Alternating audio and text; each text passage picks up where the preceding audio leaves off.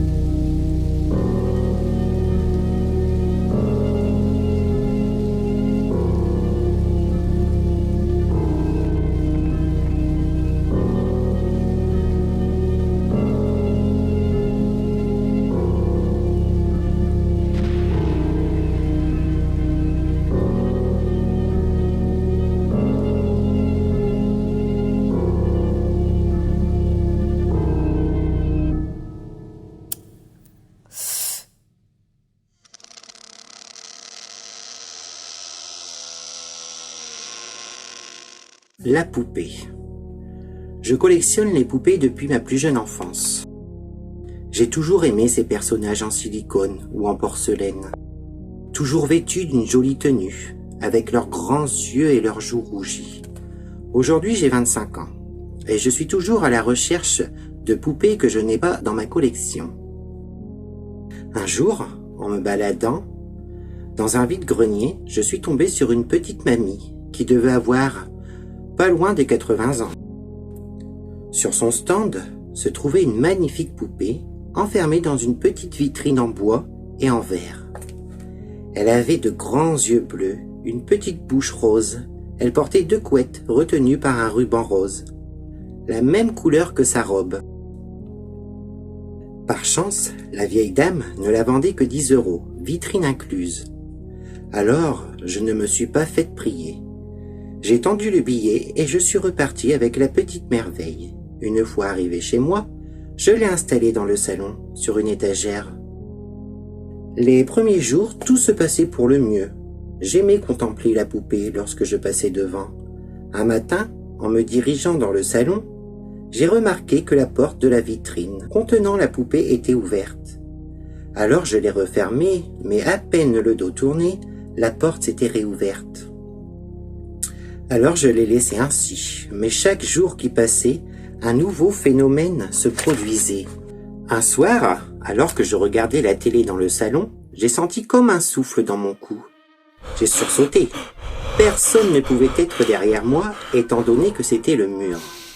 Un autre jour, j'étais posé dans mon lit, à scroller sur TikTok, quand j'ai entendu des pas dans le salon, comme si un enfant courait. Je me suis levé rapidement et je suis allé dans le salon. Et ce que j'ai vu m'a glacé le sang. La poupée était au sol, assise au milieu du salon. J'ai tout de suite compris que tout ce qu'il se passait chez moi ces derniers temps venait de la poupée. Mais cette nuit-là a été la pire nuit de ma vie. Je vous raconte.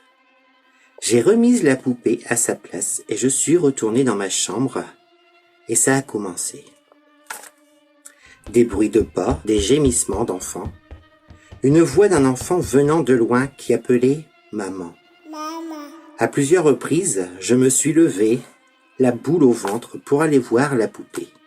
Mais rien ne changeait, la situation était la même. Je me souviens, je n'ai pas fermé l'œil de la nuit. À 7 heures du matin, les yeux cernés, j'ai pris la vitrine et la poupée sous le bras et je suis retourné chez la vieille dame qui la vendait. J'ai sonné. Elle est venue m'ouvrir, elle m'a regardé puis m'a dit « Je savais que je vous reverrais. » « Comment ça ?» ai-je demandé. Elle m'a dit « Vous êtes ici à cause de la poupée ?» ?»« Oui, j'ai répondu. Elle m'a alors fait entrer. Elle s'est exclamée « Je vais vous raconter. » À l'âge de 30 ans, je suis tombée enceinte. Hélas, j'ai dû vivre cette grossesse seule. Mon mari, qui était routier, a eu un accident. Il est mort sur le coup. J'ai vécu ma grossesse avec beaucoup de chagrin. Puis j'ai accouché, le bonheur a pris la place du chagrin. J'ai mis au monde une magnifique petite fille que j'ai appelée Sarah. Les 8 premières années n'ont été que bonheur. Elle grandissait à vue d'œil, mais hélas, vers la fin de ses 8 ans, elle est tombée malade, une pneumonie foudroyante. Elle en est morte, en même pas une semaine.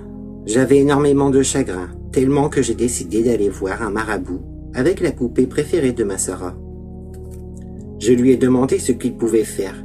Il m'a alors répondu qu'il pouvait faire revenir l'esprit de ma fille dans la poupée.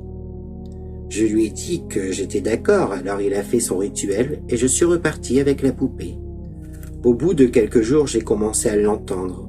La poupée changeait de place. J'entendais des petits pas. Je savais qu'elle était avec moi. Alors vous comprenez, je suis âgé, je vais mourir, je ne peux pas la laisser seule. Je lui ai répondu qu'elle aurait pu prévenir avant qu'il était hors de question que je reparte avec la poupée.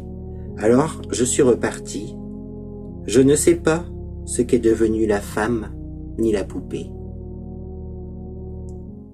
J'espère que cette histoire vous aura plu, malgré qu'on ne sait pas ce qu'est devenue la poupée ni la vieille dame. N'oubliez pas, on n'est jamais tout seul.